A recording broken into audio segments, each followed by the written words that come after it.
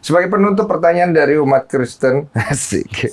Bagaimana kalau misalnya dia crossing, dia mualaf, tapi untuk urusan duniawi, misalnya biar nikah, biar banyak rezeki, biar terhindar dari masalah, dan lain-lain.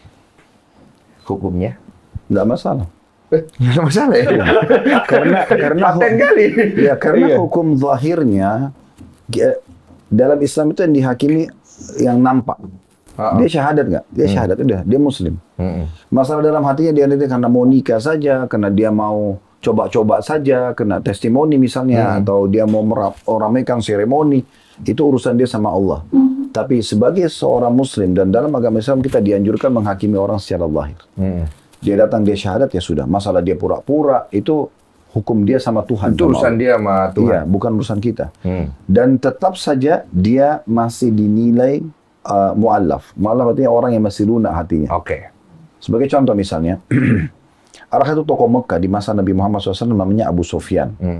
Abu Sufyan ini awalnya benci sekali dengan Islam.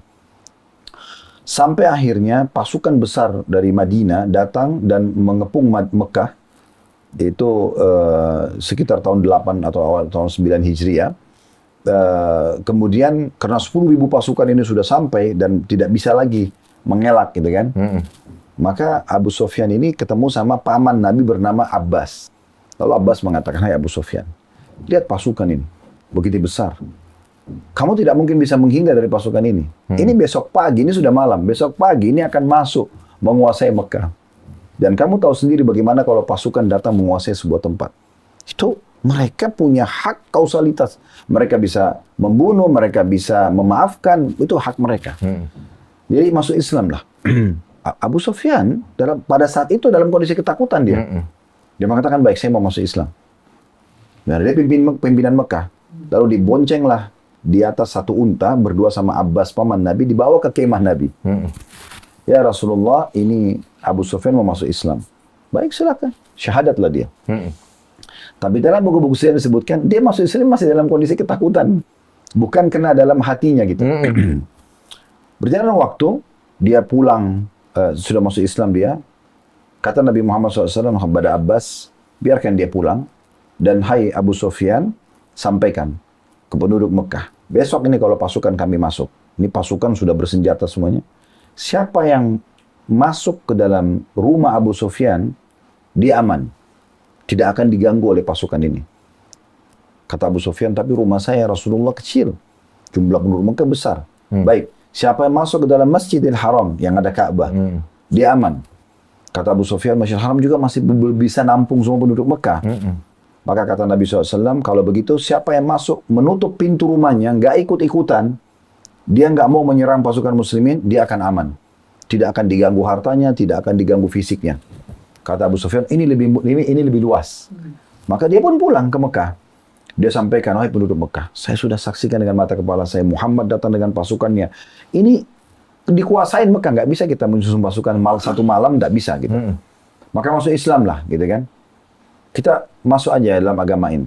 Maka ada yang mau, ada yang tidak mau. Maka Abu Sufyan mengatakan, nah perintah dari Muhammad, siapa yang masuk ke dalam rumah Abu Sufyan dia aman. Siapa yang masuk ke Masjid Haram dia aman, siapa yang tutup rumahnya dia aman. Maka penduduk Mekah semuanya memilih menutup pintu-pintu rumah mereka, ada juga yang ke rumah Abu Sufyan, ada juga yang ke Masjid Haram. Intinya begitu. Besok pagi pasukan masuk. Semua yang tidak melanggar ini tidak ada diganggu. Nggak diganggu sama sekali. Dan biasanya kalau dalam peraturan perang itu kalau pasukan sudah masuk berarti kan dikuasai tanpa perlawanan. Itu jadi milik semuanya kan. Jadi milik orang yang menyerang. Maka Nabi Muhammad SAW kumpulin mereka semua di Bukit Sofa. Lalu mengatakan kepada pimpinan-pimpinan Quraisy, kira-kira apa yang akan saya lakukan pada kalian? Menurut kalian setelah menang seperti ini bagaimana? Lalu mereka mengatakan, hai Muhammad, engkau adalah saudara kami, engkau adalah orang yang dermawan, engkau yang baik. Dan mereka memuji Nabi. Kata Nabi SAW, ketahuilah, saya bebaskan kalian semua. Tidak ada harta rampasan perang, harta kalian tidak akan diambil, tidak ada tawanan perang. Semua bebas, semua kembali seperti biasa. Hanya saja, wilayah Mekah ini kami kasih waktu 4 bulan. Kalau dalam 4 bulan ini, ada yang masuk Islam, maka dia jadi penduduk Mekah. Kalau tidak, maka dipersilahkan untuk keluar dari Mekah. Nah, seperti itu. Itu awal mulanya ya? Iya. Makanya saya nggak bisa masuk tuh ke situ. Awal mulanya itu soalnya. Iya. Iya, itu Eros ada passwordnya, Iya. syahadat dulu. Santai. Bukan maksudnya ini kalau orang mau masuk Mekah memang syahadat. Karena kalau tanpa syahadat juga dia rugi karena di situ itu mayoritas orang lagi ibadah. Terus Iya. dia mau buat apa di situ? Kan ada syuting film di Nggak bisa. Kalau di Mekah itu sangat sakral. Oh, boleh syuting tapi Islam. Makanya orang Islam pun kalau buat film, Iya. mereka buat miniatur Ka'bah. Mereka nggak ke Ka'bah Oh, langsung. nggak ke Ka'bah. Karena nggak mungkin. Itu 24 jam orang tawaf, 24 jam orang berdoa. Oh. Kalau orang buat dokumentasi pribadi mungkin, saya lagi depan Ka'bah gitu-gitu. Tapi kalau dia buat film nggak mungkin. Oh, berarti yang kita lihat Ka'bah itu miniatur ya? Iya, itu bukan asli. Berarti bagus ya, kita berasa kayak beneran ya. Iya, iya. Oke, penutup ada? Penutup? Pertanyaan? Oh iya, Umat. Pak Ustadz, Assalamualaikum Pak Ustadz. Waalaikumsalam. Baru Pak nongol. Ustadz, adakah nabi perempuan di dalam Islam Pak Ustadz? Ah, ada. iya. Tidak ada, semua laki-laki. Ih, kenapa ya Ustadz? Nggak ada yang Ya, perempuan itu ya? hikmah Allah subhanahu wa ta'ala. Iya. Tapi di antara rincian para ulama, memang secara fitrah yang cocok jadi nabi itu laki-laki.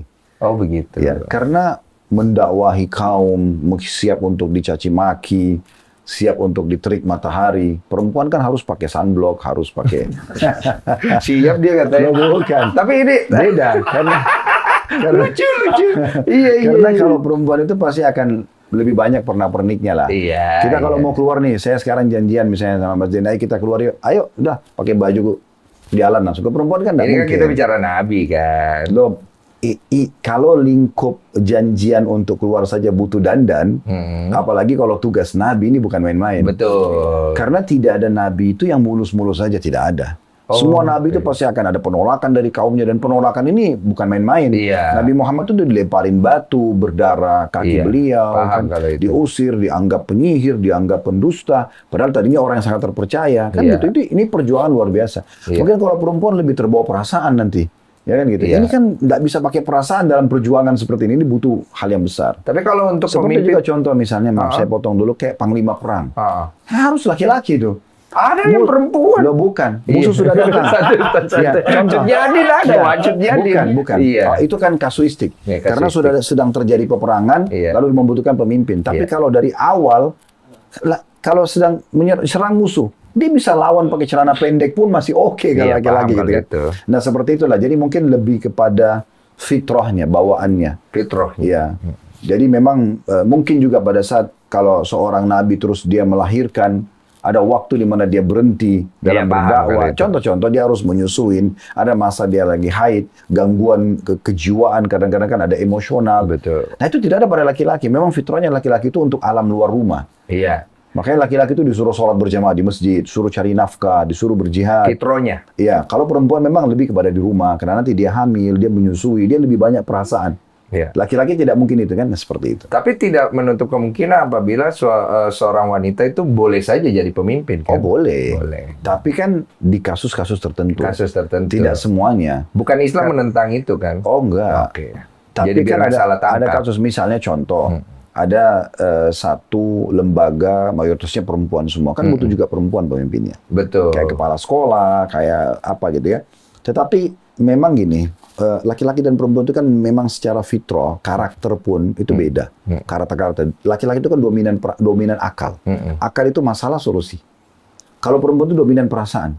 Perasaan itu bukan masalah solusi, Iya. tapi dia lebih terhanyut perasaan, baru kemudian dia memikirkan solusinya. Iya. Contoh misal, seorang laki-laki lagi setir mobil, dan ban mobilnya pecah. Bocor misalnya. Pikiran, karena dia dominan akal, dia langsung pikir, oh bocor, solusinya bengkel. Kalau perempuan tidak begitu, dia turun, dia renungin dulu ban itu, kenapa pecah.